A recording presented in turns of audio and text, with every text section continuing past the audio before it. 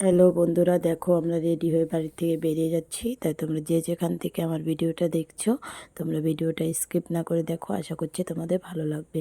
এদিকে দেখো তোমাদের দাদা ভাই ঘর আটকে দিল। আর আমরা কোথায় যাচ্ছি চলো তোমাদের সঙ্গে শেয়ার করব। একটা নিমন্ত্রণ আছে, সে বাড়িতে আমরা নিমন্ত্রণ খেতে যাচ্ছি।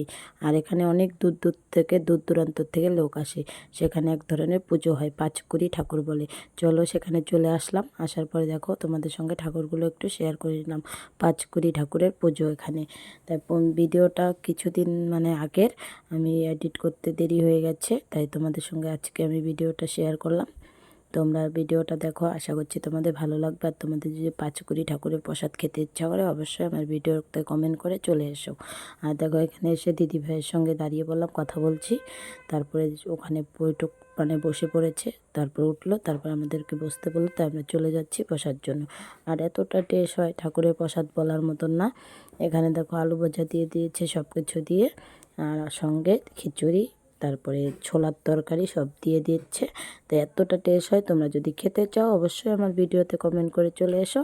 তারপরে দেখো এদিকে অনেক লোক হয়েছিল, আমরা যখন এসেছি তখন একটু কম ছিল। তারপরে দেখো আমাদের প্রসাদ খাওয়া হয়ে গেল।